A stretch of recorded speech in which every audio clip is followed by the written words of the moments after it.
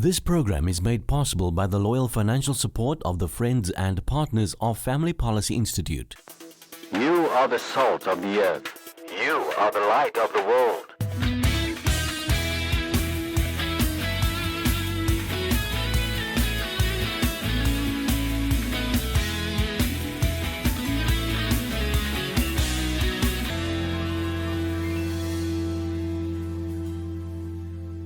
Good evening and welcome to Salt and Light. Tonight we're going to be doing our second CESESA debate. Now CESESA is the Coalition to End Sexual Exploitation South Africa. And I've invited a panel from the coalition to talk about the seamless connections between all forms of sexual exploitation. And sexual exploitation takes many forms. It's pornography, it's decriminalized prostitution, the sexualization of young children, and many others. But our expert panel here will give you vital information about all of these issues. So the first panelist is Chantal Blokdijk. Welcome to the panel. Thank you. Our next panelist is Clive Human from STOP. Clive, thank you for joining us this evening. Only a pleasure. Our third panelist is Madre Bruvet, and I have to read that, Madre, so I don't get it wrong. Welcome to the panel, and thank you for joining us. Here. And then Anna Bock, Anne, thank you for joining us. Thank you. Jared Naidoo, thank you for joining us. Good to be here. And Vaughan Luke. Thanks. CESESA makes up or has membership of over 42 respected organizations working in South Africa to end sexual exploitation of men, women, and children. So we want to start with we want to start with comments that we've seen in the media recently that Deputy President Cyril Ramaphosa apparently supports the decriminalization of the sex industry. Now, we don't know if that's true, but the media is putting out this thing. And it's worrying a lot of people because the most extreme policy that South Africa can follow is decriminalizing the entire sex industry, because it then makes a legitimate businessmen of brothel keepers, pimps, crime syndicates are then, free to operate with impunity in our country. But we want to talk through some of the issues, and I want to start with you, Madre, because your organization works on the streets. You work to reach out to women with the gospel of Jesus Christ, take them off the street, transform their lives, all of those. But when people talk about decriminalized sex industry, what do you think? What's the first thing that comes to your mind? Errol, like you were saying, that is the extreme legislation. Obviously, when it is decriminalized, it would draw more ladies into prostitution, and it is easier to enter then, and more like an option to the younger ladies too. So what I would like to share is that most, if not nearly all ladies that's in prostitution wants to exit it. But once they're in, they realize how difficult it is to exit. So we need to do anything to keep ladies out of it so that they will never be in that position of being exploited. And with Miket, this argument that they make in the media that they put out on a regular basis is that if you decriminalize prostitution, it's going to help protect the woman. It's going to protect them from, and there is abuse against prostitutes on the street, police abuse, rapes, stealing money, all kinds of things that's happening. Do you think if you decriminalize the sex industry, as SWET and other organizations are saying, you're going to better protect the human rights of these women? Thank you, Errol. But I think absolutely, if we go for decriminalization of prostitution in South Africa, we're totally just going to increase the level of misery that the girls go through. Because every week we go to the streets and we have to talk to them. The first thing, if they ever open up to you, is to tell you that, take me out of this misery. This is not work. I'm just at the danger of any person who comes here with violence. I've just been kicked, I've just been raped, so do we want to perpetuate that sort of misery? Because even the women in prostitution know that that is not something they want to do. So I think we need a media voice that shows this other side of the women also talking about their pain and their misery, being under, different kinds of dangers. Okay, Marjorie? Yeah, I want to agree with Anne. And just, Errol, the damage of prostitution is often connected to wearing condoms or not, what the situation is, what the surrounding people are, who they are, all those kind of things. But the biggest damage of prostitution, that's intrinsic to the act of prostitution. So whenever prostitution happens, per definition, there's deep damage everybody affected by prostitution is damaged. So decriminalizing does not take that away, whatever the circumstances are. And Chantal, I want to bring you in here. Do you buy that argument? Because Deputy President Cyril Ramaphosa actually said this at the AIDS conference last year in Durban. He said, we must find a way to protect the dignity and the human rights of women in the sex industry, regardless of what we think about it, but we have to find a way. And is decriminalization that way? For me, the first thought I have is that prostitution is unhealthy on a sexual level. On a physical level, it is unhealthy for society. So it's not only unhealthy for the women in prostitution that are being exploited, but I think the government needs to look at it as a point of who are the men, married men, that are visiting the prostitutes, putting themselves at risk physically, and then taking perhaps an STD, an STI, or worse, HIV back to their homes, to their wives, and spreading disease. So you say it's more a public health issue than it is a human rights issue? Absolutely. Okay. Clive? Errol, if I may say, and Chantal said the word, exploitation. And that's what it is. To decriminalize is exploiting women and children and men, because no one really chooses to be a prostitute if there are other avenues. So they are being exploited for a weakness, whether it's financial, whether it's an issue in their lives, they are being exploited. And, you know, by saying that it's easier to look after the industry when it's open, that's nonsense. We can't even look after our communities where it is an offence to be a prostitute. We can't even police that properly. So how are we going to police it if it's open? Totally in the whole, decriminalized. yeah. Very good point. Jared, talking about prostitution and trafficking, they say that the sex industry is the pull factor for trafficking. And trafficking in South Africa and Africa is a huge threat. Young girls are being sucked into this thing. There are syndicates operating in South Africa, even foreign organizations operating here. How would we manage that? If you decriminalize the sex industry, how would we contain trafficking? So the short answer is you wouldn't be able to. Once you open that floodgate, it's fair game. You would have international crime syndicates coming here. They would be able to make as much money as they wanted from all over Europe, Asia, even the States. And I think if you generally think about, like we discussed, women don't generally opt by themselves to go into prostitution. So with the things like pornography, for example, they're fueling the buy and the demand for sex, but there aren't enough women coming into voluntarily coming in and saying, we want to be prostitutes, we want to work in brothels.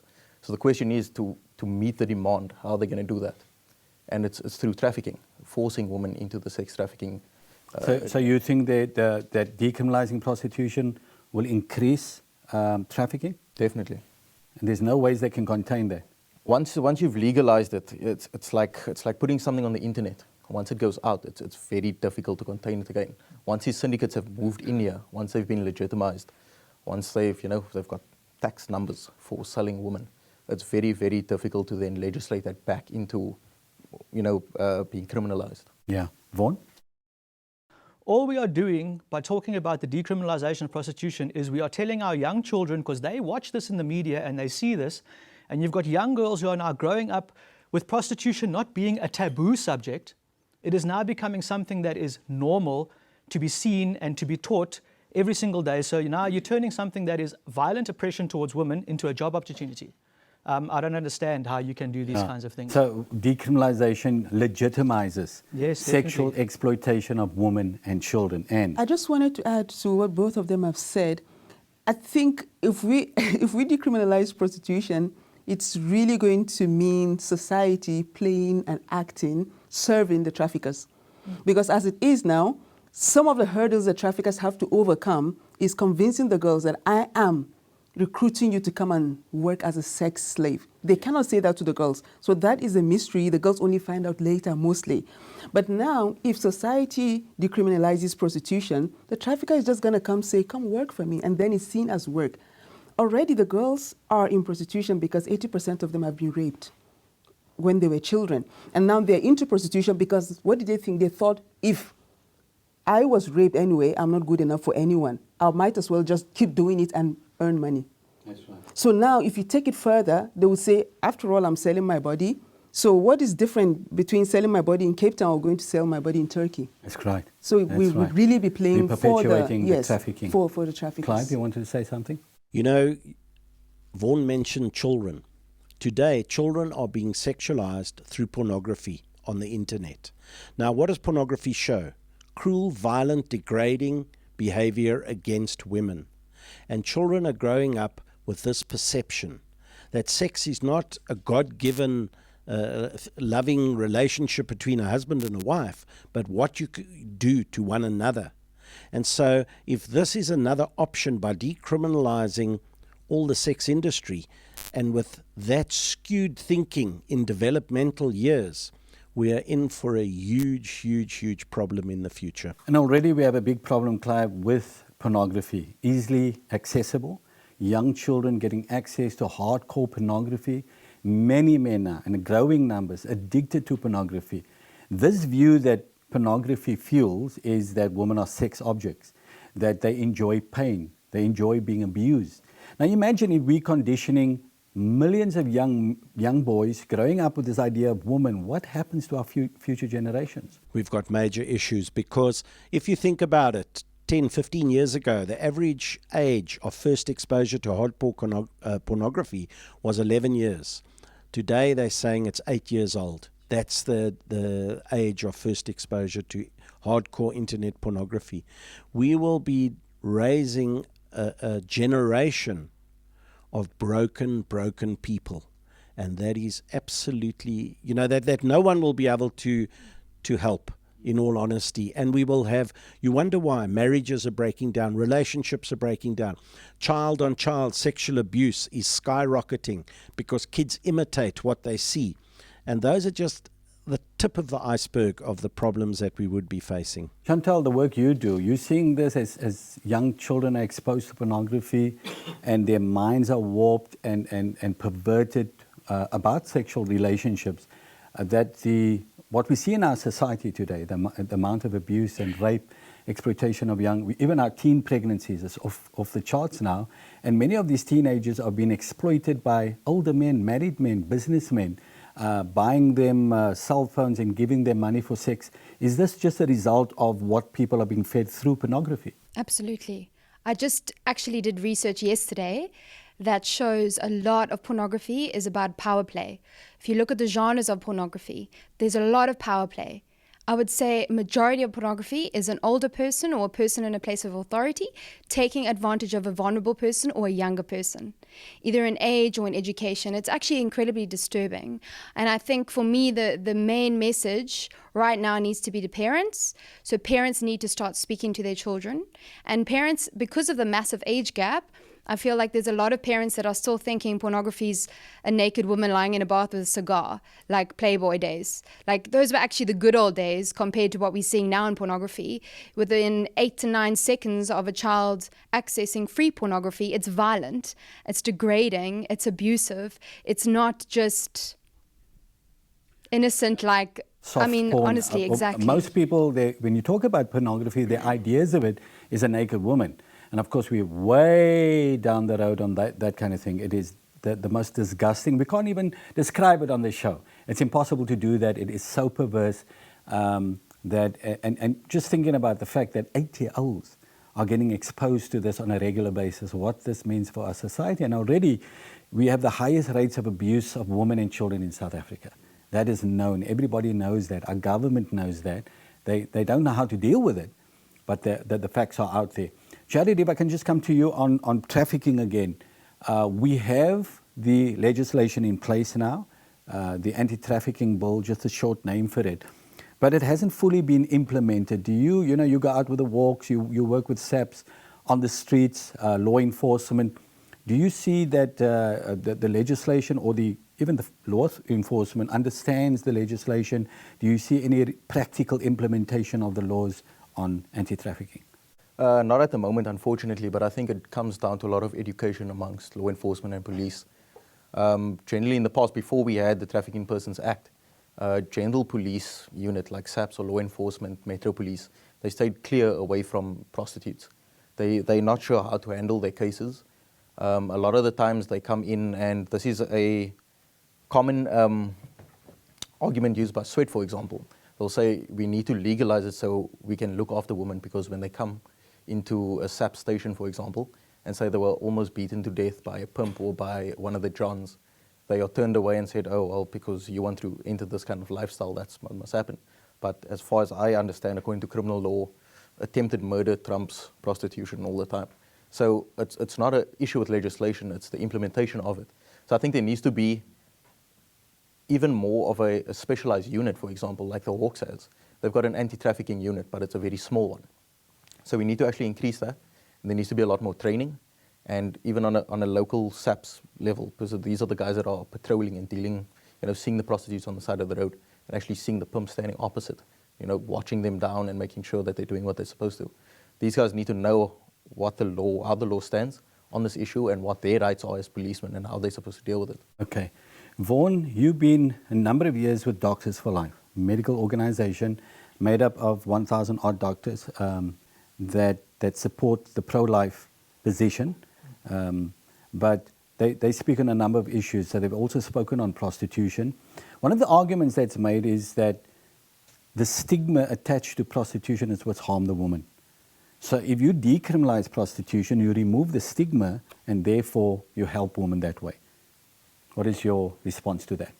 Are we really going to worry about a stigma? Because if you say, let's say there's a stigma attached to rape, and you slowly desensitize society into thinking that rape's okay, does that make a rapist any less of a rapist?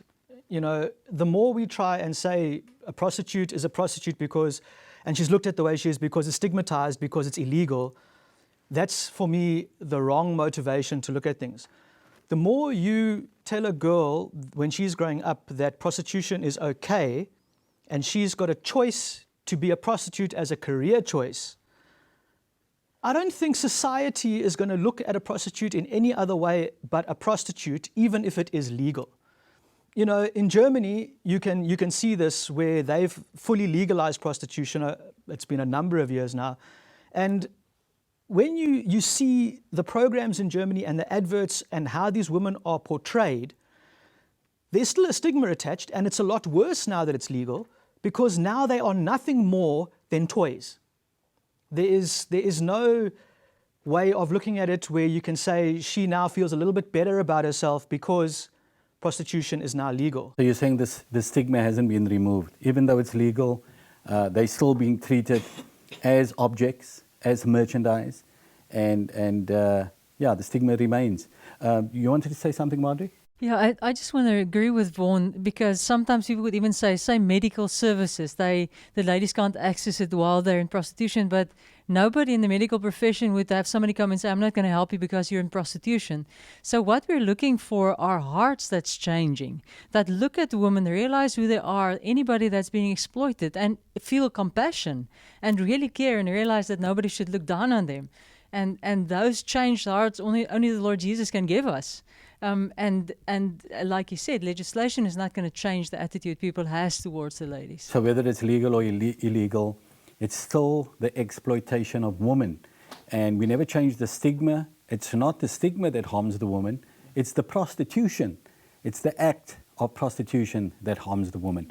But we're going to go for a break, and we're going to change a few members of our panel and continue the discussion of the seamless connection between all forms of sexual exploitation. Don't go away.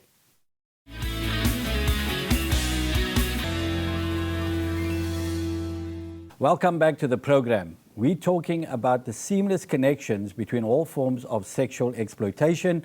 And in the studio, we have an expert panel to talk us through these issues.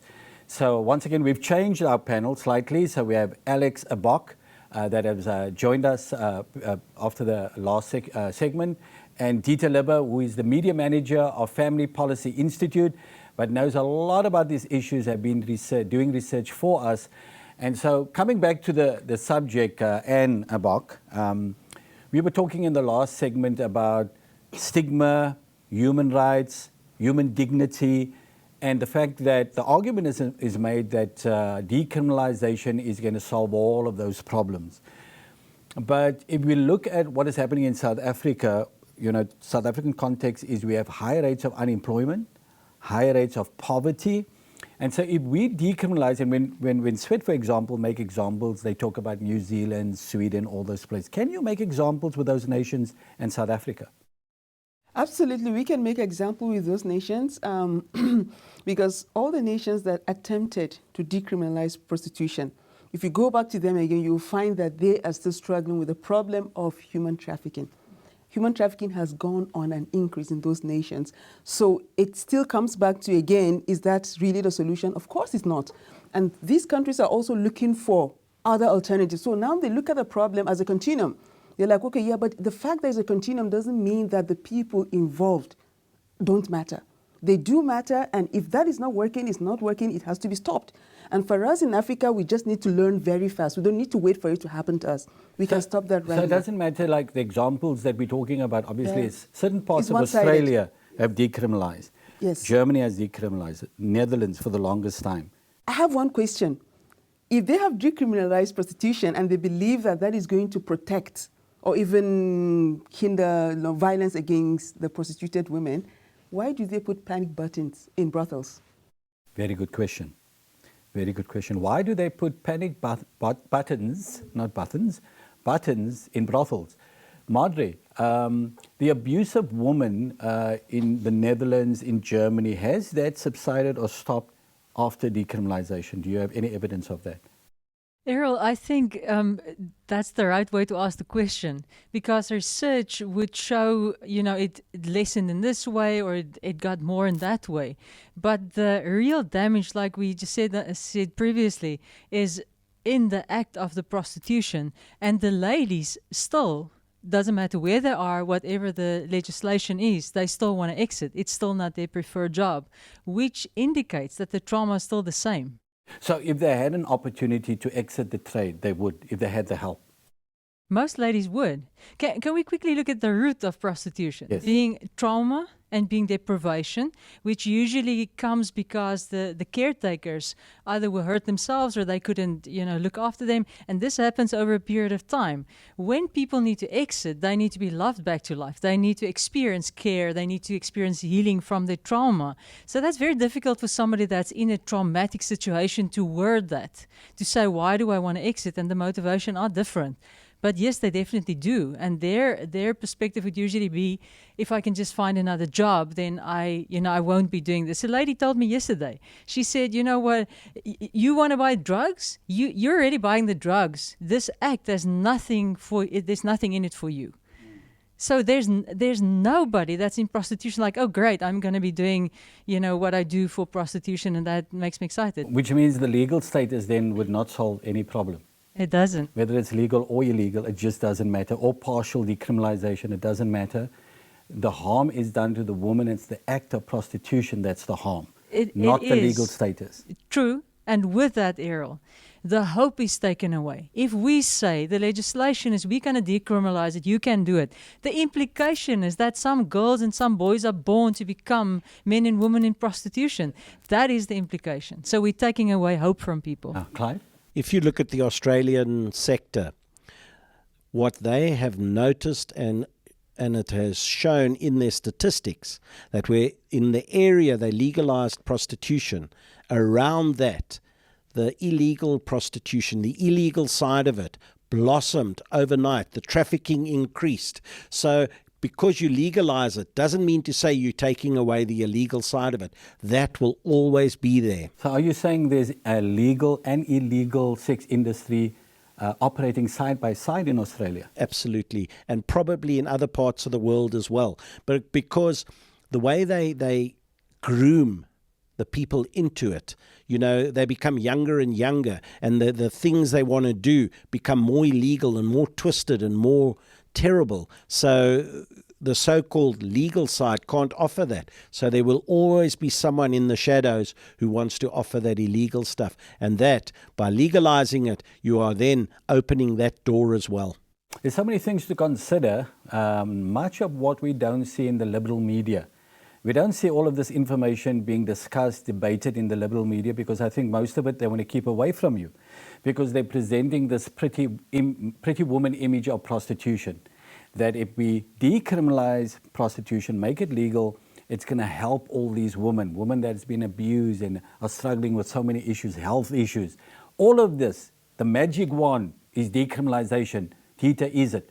No, it's not. And I think a lot of the motive of it, Errol, is that they put it out there, as Chantal was saying earlier, as a public health issue. But they start the argument by saying this is sex work and sex work is consensual. Now, this is problematic. Even in Cyril Ramaphosa's speaking about this issue, it's problematic because our constitutional court found that prostitution, by its very nature, demeans the individual. Yeah. So both Cyril Ramaphosa and our National Health Plan seems to ignore what our court has found in terms of our constitution. And in South Africa, we're very sensitive about protecting the dignity of people. And that seems to go lost in favor of a harm reduction model. So when you start reading the things, although we would sympathize with the incredible, some of the statistics that came out in the South African National Sex Worker HIV Plan for 2016 to 2019, you can see the desire, but all the weight is on the woman. They need to take care of this problem. And that seems to now not only demean them in what they're doing, but it also puts all the responsibility on their health on them and saying, well, the state is going to help you, we're going to make this better. So this is highly problematic because it doesn't seem to address at any level the real issues. And the real issues are? The real issues are that prostitution by its very nature demeans people, and we should be directing people away from the harmful behavior, not toward it. And you're talking about exit programs. Precisely. Okay. Alex, I want to bring you in here. Yeah. Decriminalizing prostitution. What happens, you know, we've got all these abusive men that are exploiting women, selling them as merchandise, pimps, syndicates, brothel owners. When you decriminalize the sex industries, all these people become legitimate business people. Does their attitude towards women and exploitation change as a result of decriminalization? It will never change because for them, you've given them a blank check. You've given them a big license to operate in big time. So they will just recruit more. And mind you, these guys are just there to actually destroy the moral value. They are systematically destroying the moral value of the family. So by decriminalizing, you're actually trying to give them license to do whatever it is that they want to do because they've got legal grounds now. But now, even if you put laws in place, you decriminalize prostitution, you put regulation and laws in place, is there any evidence that these people that were operating illegally previously, that they became law-abiding citizens and they follow the regulation and the laws? If they were operating underground in the first place and doing it successfully, how will they now be monitored even when they're legalized? So they can even claim they're operating legally, but also covering up some things. And the government may not even trace that because, you know, in the onset, they started in a left foot, not in the right way. So by decriminalizing, I don't think it's going to sort out the whole thing, but it's going to create more damage. And mind you, there are lots of things that goes underground because human trafficking thrives. You know, there are kids that are being used to even form like baby factories, and that's another level that it will go if it's been decriminalized. And these things will never be exposed to the light. And just what Clive was saying is that in Australia and other countries, when they legalize or decriminalize prostitution, the illegal industry still carried on. Despite the legalization, it's still carried on. So you're not solving any problems, Madre. Errol, I really believe that even people that saying it should be decriminalized, that really wants to help. And we've discussed, we shortly talked about this quote before, but it says, prostitution to society is what incest is to a family. And if we as a society want to take the responsibility of our children, we have to look after them. And that is a hard job. That means that somehow then they'll issue, what about the jobs? What about taking care of them? That's all possible when we all work together. But if we just want to solve it and say, well, if I say you can prostitute if you want to, then I don't have any responsibility towards you. But you're being abused by the same people that wants to and should have helped you. And I want to bring you in. You deal with media and getting things out in media about these issues. Now we look at the media plays a huge role in the way it portrays women negatively, right? And pornography is a form of media. Men, young boys are conditioned to look at women and view women in a certain way through the lens of pornography. Women then become just merchandise, just a piece of merchandise that can be used for sexual gratification and nothing else. So they lose their value, the intrinsic value. Now the media plays a role in that, and another part of the media plays is that it puts this argument forward that if you decriminalize, everything is going to be fine and you're going to protect the woman. So there's so much deception in the media that even good, decent people out there is believing this. This kind of information that we're talking about here, you won't get in the mainstream media. Okay, so how can we change all of this? What is one of some of the methods and tactics we can use to get the truth out there and get the other side of the story so that people understand that just decriminalizing, that's the magic wand, it's going to solve all our problems? Very good question, Errol. There has to be a solution. It's a problem. We have to solve it. And we have to start by being aware of the fact that the media itself is not a bad tool. The problem comes with who is behind the media. The camera is a good tool to show you another point of view, but the person behind the camera shows you his own point of view. Even though in media we say we have to be objective, but some level of subjectivity comes because I cannot show you something that I have not seen. So the people behind the media mostly show you something through their grid, their filters, their worldview. And where does it come from? It comes from the adverse childhood experiences that people have. And research has done a lot of work in showing the different scores that you could attribute to a person. Maybe the person was exposed to this level of trauma from growing up, so a combination of different kinds of traumas give you a high score of, we call it ACE score. Okay, so you take somebody that has not dealt with their ACEs in life, who they really need help, but they're not aware of it. Society doesn't even know they're aware of, and then you put the tool of media in their hands. Think of the damage that happens, because that's what they project. And what we need to do now is go back to the family basics. Alex was talking about the family values, The family is the smallest unit of society. Whatever we form in the family, that's the result of society we're going to have. When people have high ACE scores, they cannot function properly in society. They lose the faculty to act as normal human beings. Their normal is now replaced by another subnormal situation. And so basically, and that's why somebody will wake up today and tell you that you should use a child for pornography. That's all they believe in. And they're sincerely wrong in what they believe. That is their makeup now is, guarded by their ACEs. So we need to be aware of adverse childhood experiences and how dangerous this can be. Yeah, and that happens because of family breakdown, family dysfunctionality. Yes. That's the root of most of the problems that we face in society. Yeah. But the media, the role the media plays is incredible in society, and I think most people underestimate the power of the media and how it conditions people to think. Chantal, if you look in the media, besides pornography now, in the media, the way women are portrayed, the sexualization of young children, the clothing they're using and how they're portrayed and everything.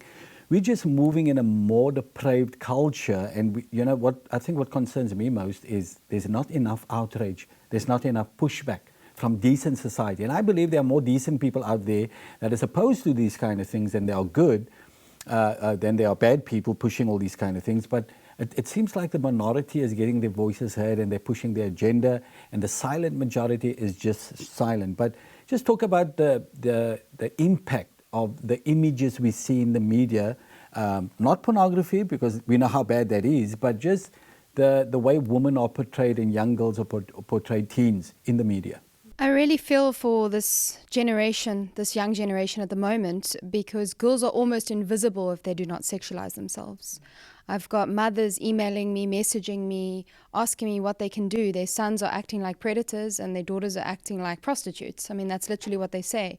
They can't believe the way their children are dressing. They can't believe the way their children are acting towards each other. And what we would call that is part of the porn culture, part of the sexualization of society. And I think there's money, obviously, that drives that. There's a lot of money. People are making a lot of money. As they always said, sex sells. But as we need to teach our children what sexuality is all about. Sexual intimacy is about falling in love with the person of your dreams, marrying that person, having sexual intimacy in a safe place, in a precious place. We need to go back to basics, just like Anne said. That's honestly what I believe. Teaching what is pure and declaring purity over this generation. And we're not doing enough of that. So, what all of you are saying is just going back to the basics, which is the family unit, strong, stable marriages. That's where sexual intimacy is supposed to take place. And when it's outside of that, it's always devastating and harmful. But after the break, we want to talk a little bit about comprehensive sexuality education. What that is, most people in South Africa don't understand this diabolical attack on our children. So more with the CESESA panel right after the break. Don't go away.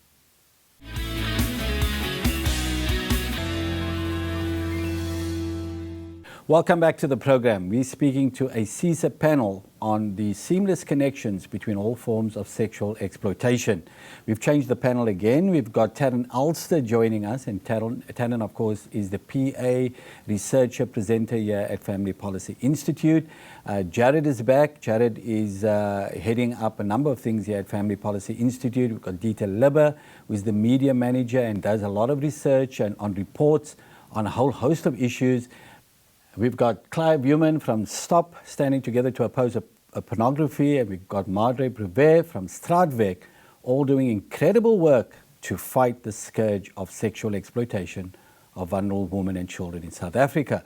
So I want to start with you, Dieter. This report you're busy with, some of the claims they're making in that report. Tell us what the report is and the claims they're making. Well, the report essentially is a plan that the government is now wanting to implement to try to deal with the massive HIV and disease problem we have, particularly in this group of people. They identify about 150,000 people working in prostitution in South Africa or doing some form of prostitution. But this particular group that they identify is the levels of HIV, levels of STDs and STIs are extremely high, some of the highest in the world in terms of the prevalence in the Johannesburg area. So it's a crisis, this we recognize. The solution, however, goes on to say that we need to, basically it's a structural systems thing that is wrong here. And if we just fix our systems, then the problem is going to be much better. So the goals are very ambitious. They want everyone to know their HIV status. They want everyone to be using condoms. They want everyone to have access to legal help, particular medical help. So these are the claims. And they're hoping to reduce violence by 50%, everything by these enormous margins. You ask yourself, how do they intend doing this? And I think it's Lisa Thompson from the National Center on Sexual Exploitation puts it this way. The harm reduction approach essentially says to the woman that's being beaten, we're going to give you some boxing gloves to give to the man that's beating you so that the harm is reduced. Yeah. It doesn't make sense and it doesn't work. So the claims, although they seem laudable, are just completely disconnect from the strategy. But Taryn, you also had some information on that I think is pertinent. They're talking about access to healthcare in particular. They mention that that the government needs to set up dedicated clinics for sex workers. So they talk about dedicated clinics offering sex worker services in low and high density areas, depending on the number of sex workers in the particular district. But they're also talking about mobile clinics to even visit places like brothels and clubs and hotels. So obviously this is going to mean a lot of resources. And if you look at what is happening currently in our country, where the health sector is deteriorating. for ordinary people. In rural areas, people have to struggle to get any kind of health care. And we always see government ministers coming on and saying we don't have the resources, we don't have the money. So one wonders, all these wonderful objectives and goals they're setting out in this plan, as Dieter said, is impossible. It's just not going to happen. But I think if they put something out there, it looks like they're dealing with a problem and they have these goals. But again, steering clear of the real issues. Yes, and I think for me, what is so troubling is that it's always put on the person that's offering the service, so to speak. They identify that for many women, it's to even insist on using a condom is not negotiable. And they're saying somehow by having peer advocates and having people that they're going to be able to insist on that. But that to me and to most reasonable people, you just realize then the demand will shift somewhere else. Someone else that will provide that service will get the work and you won't. So it doesn't in any way really moves the demand somewhere else. Yeah, and you're not, again, we keep on saying this in this discussion, you're not solving any problems with decriminalization or any of the things they're proposing in that policy document or that proposal. We want to move now to comprehensive sexuality education, and the reason we want to talk about that is, even government says that we want to drive down or reduce sexual activity, premature sexual activity by unmarried people because of the spread of AIDS and all kinds of other nasty things, STDs. So it's a health issue, and it's a growing health issue in our society. And now they pushing this comprehensive sexuality education in our schooling system. They want to get it into the curriculums. Part of it is there already. And what is CSE, Comprehensive Sexuality Education? It comes from the United Nations. It's been pushed down from there. People behind it is the International Planned Parenthood Federation and all kinds of other sexual rights groups. And what basically in a nutshell, to summarize this, is they're teaching young children that they have a right to sexuality. They have a right to pleasure themselves from age 4. Okay? They're teaching children that same-sex relationships are okay, it's healthy and it's good, and they must experiment with them. It's their right to do that. So they've got this whole, concocted human rights approach to sexuality, and that parents don't have a right to tell children when they can have sex, who they can have it. Children must make that decision on their own, and they must experiment. It's healthy to do that. If you're a boy and you feel like a girl, then that's who you are, and you must be comfortable in that. Nobody can tell you that that is wrong. This is comprehensive sexuality, and it's on its way to a school near you. They want your children. They want to drive, using this tool, they want to drive a wedge between children and their parents. So move parents out, they're old-fashioned, they don't understand all of this. We will help you understand your sexuality, how you can have fun, how you can do all, experiment with all kinds of bizarre and high-risk sexual behaviors and make it fun. This comes from overseas. It's not African, it's not part of our culture, but yet it is here. Our government has signed an agreement at the UN that they will implement this in our country. And you know what? Most parents in South Africa know nothing about this. Most parents. So talking about what is happening in our country today, Clive, you're dealing with pornography and young people getting access to it and what it's doing to them. What do you think comprehensive sexuality education, what do you think if they fully implement it in South Africa would be the implications? It's frightening, as it is now with the easy accessibility for children on all forms of electronic devices to pornography. We're having kids, as I said earlier, up at 8 years old and earlier having access to hardcore pornography. There are many, many cases where children who have seen accidentally, because a lot of the time kids are naturally inquisitive or accidentally come across pornography, that they are so traumatized that they show the same effects as a child that has been sexually abused just by seeing pornography. That's how devastating it can be on a developing mind. And I've dealt with thousands of men over the last 20 years who are addicted to pornography. And I would like to say 90% of the cases of the guys that I have seen, the basic root cause, or one of the root causes that has created this addiction and problems in later life, has been early exposure to sexually explicit material. Exactly, and they want to bring this to our schooling system. Now, Jared, I want to ask you about parental rights. What rights do parents have? You know, if they disagree with this whole comprehensive sexuality education, what rights do they have to stop it or get their children out of it? Well, I mean, the government or the state sees itself as the upper guardian of all children, but at the end of the day, it's still the parents who are the official guardians of their children. So they do have a right to say, look, we object to this. We do not want our children being taught this, and I think they should firmly, enforce that right. I think it was at the Advocates Conference where there was a lawyer from Alliance Defending Freedom, and he was talking about this sexual education that's being pushed by the UN. And he mentioned there was a couple of families, I'm not sure if it was in the West or East, who actually took their children out of the schools for a few days while they were doing this kind of seminars on sexual education. And they were jailed for it. And, the ADF team kind of went there to go and assist them to try and get them out. But, it's a different constitution and the way the laws are structured there. I think, locally speaking, parents should really make their voices heard and let them know that we're not going to accept this. There's no law that forces you to keep your children in classes for a specific task or whatever they're doing. So I think... And Vaughan, parental rights... one of the things that parents need to do is educate themselves, because, as I said, most parents don't even know what comprehensive sexuality education is. If you stop any parent in the street and say, do you know what this is? Do you know it's in the school? How it's going to harm your children? They wouldn't know. What do you suggest parents do just to educate themselves and help understand the threats facing their children? Well, Errol, I'm not an expert on sexual education, especially the comprehensive sex education, but when I heard you speak about it the first time, I went out and did a bit of research on the internet, and when I came across the actual booklet that they are using in comprehensive sex education, I was shocked at what is inside there.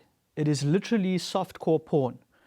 Now, parents, unfortunately for me, and at a lot of places that I've spoken, especially schools and varsities, I speak to parents directly because parents tend to sit back and trust the school system, trust the government. They trust their kids to know what's right for themselves. So they're sitting downstairs in the lounge and their kids are upstairs in their bedroom, and my child is safe at home. They're not running around on the street. They're not being exposed to any predators.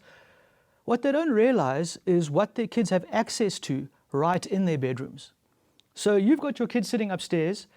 They're being exposed to comprehensive sex education in the school. So all of a sudden they're being desensitized to pornography. So touching myself, feeling good, experimenting is fine. So now they're in their rooms by themselves, parents downstairs trusting them to do what's right for themselves. They got their phones, their laptops, their iPads. They are now looking on the internet for what they're learning from comprehensive sex education in school. They're bringing that into the bedroom. They're then getting exposed to pornography.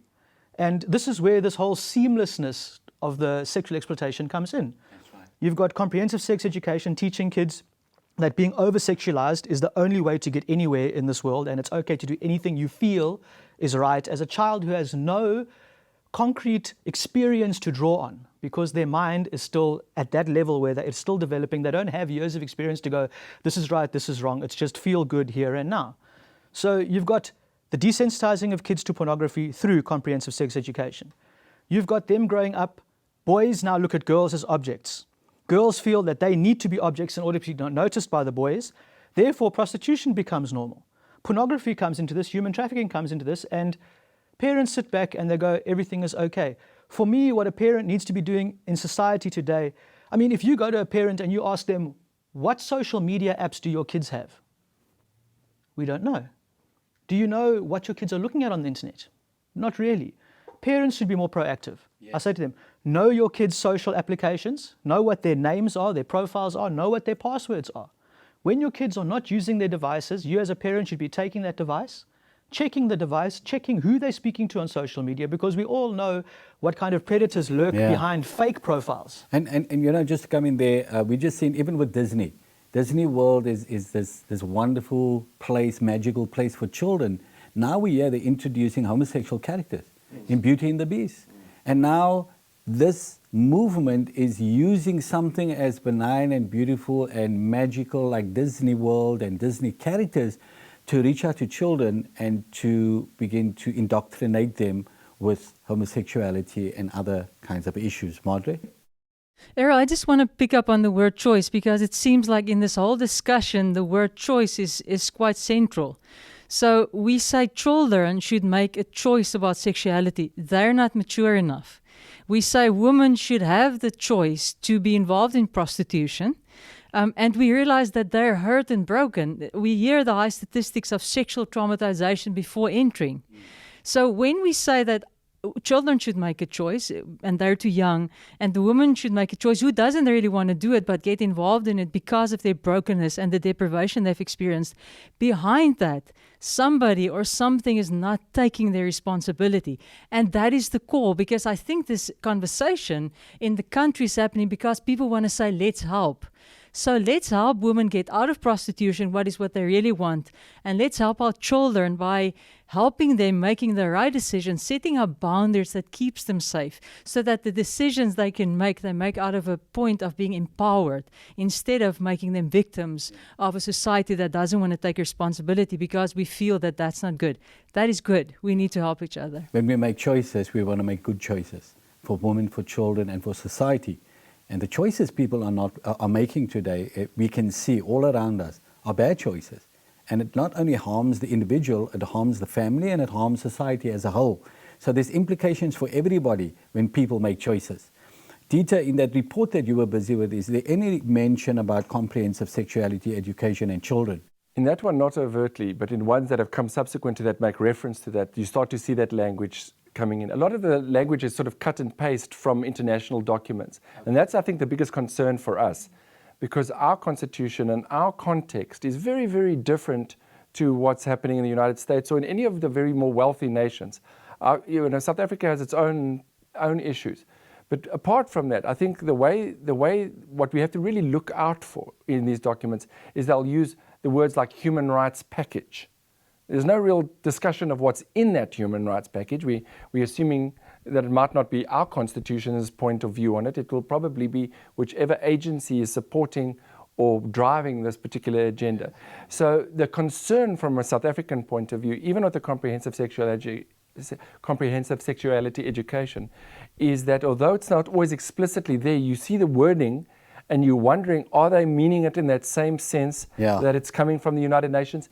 And it seems almost deliberately that it's been trying to be hidden. Yeah, there's a lot of deception with this. That's the thing that concerns me most. They're not being open with it. Most parents don't know about it, and it's there to drive a wedge between children and their parents. So we can't trust it. But guys, I want to thank you again for a fascinating discussion. Thank you for your insights, all of you, for participating in this. We're talking about the seamless connections between all forms of sexual exploitation. We believe it's a winnable war. All of you believe it's a winnable war. If there's certain steps we can take. We don't believe there's enough political will. We don't see that in society, even the church getting involved and opposing what is happening to women and children. We don't see enough of that. The special interest groups and the sexual rights activists, they seems to have the media attention and government's attention to get their views out, but not enough of what we're saying. So we're using programs like this to educate and inform you so you can fulfill your biblical mandate to be salt and light. And again, we believe this is a winnable war. Thanks for watching. God bless you until next week. Good night.